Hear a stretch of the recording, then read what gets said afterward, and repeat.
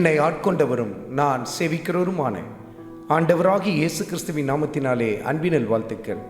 கிறிஸ்து இயேசுவுக்குள் மிகவும் பிரியமான அன்பு சகோதர சகோதரிகளே, சங்கீதத்தின் புத்தகத்தில் 92வது அதிகாரத்தில் 7வது வசனத்தை குறித்து கொண்டு தியானித்து பாருங்கள். துன்மார்க்கர் புல்லை போல தழைத்து அக்கிரமக்காரர் யாவரும் செழிக்கும் போது அது அவர்கள் என்றென்றைக்கும் அழிந்து போவதற்கே ஏதுவாகும். துன்மார்க்கர் எப்படி வளர்ந்து வருவார்களாம்? புல்லை போல மிக வேகமாய் வளர்ந்து வருவார்கள். அப்படிதானே? புல்லானது ரொம்ப வேகமாக வளர்ந்து வரும், பார்த்துருக்கீங்களா? இப்படி தான் துன்மார்க்கர்கள் மிக வேகமான வளர்ச்சி, வேகமான உயர்வு என்று சொல்லி வாழ்க்கையில் காணப்படுவதை பார்க்க முடியும். இதை பார்த்துவிட்டு சில பேர் ஆதங்கப்படுவாங்க. எவ்வளோ அநியாயம் செய்கிறான், எவ்வளோ அக்கிரமம் செய்கிறான், ஆனால் நல்லா தானே இருக்கிறான்.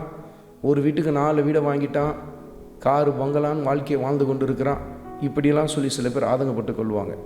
ஆனால் கர்த்தருடைய வார்த்தையில் எழுதப்பட்டிருக்கிறது, அவர்களுடைய வேகமான அந்த வளர்ச்சி அவர்கள் என்றென்றைக்கும் அழிந்து போவதற்கு ஏதுவாகத்தான் கர்த்தர் அதை அனுமதிக்கிறார் என்பதை நாம் உணர்ந்து கொள்ள வேண்டியது அவசியம்.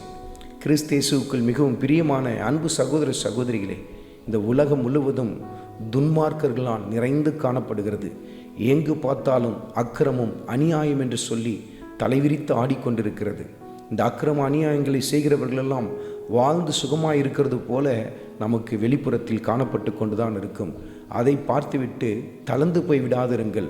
ஆண்டவர் இயேசு கிறிஸ்துவை இன்னும் உண்மை உத்தமமாய் பின்பற்றி போய் கொண்டே இருங்கள். ஏனென்றால் இந்த துன்மார்க்கர்களுடைய வேகமான இந்த வளர்ச்சி அவர்கள் என்றென்றைக்கும் அழிந்து போவதற்கு ஏதுவானது என்று சொல்லி கர்த்தருடைய ஆவியானவர் சுட்டி காட்டுகிறார். அருமையான மகனே, அருமையான மகளே, இன்னும் அதிகமாய் ஆண்டவர் இயேசு கிறிஸ்துவை உண்மையும் உத்தமமாய் பின்பற்றி போக ஆரம்பியுங்கள். ஏனென்றால் கர்த்தர் நீதிமான்களுக்கென்று நன்மையானதை வைத்திருக்கிறார் என்று சொல்லி கர்த்தருடைய ஆவியானவர் சுட்டி காட்டுகிறார். இன்னும் அதிகமாய் ஆண்டவர் இயேசு கிறிஸ்துவை பின்பற்றுங்கள். இன்னும் உத்தமத்தில் வளர்ந்து வாருங்கள். ஆண்டவராகிய இயேசு கிறிஸ்துவின் கிருபை உங்கள் அனைவரோடும் கூட இருப்பதாக.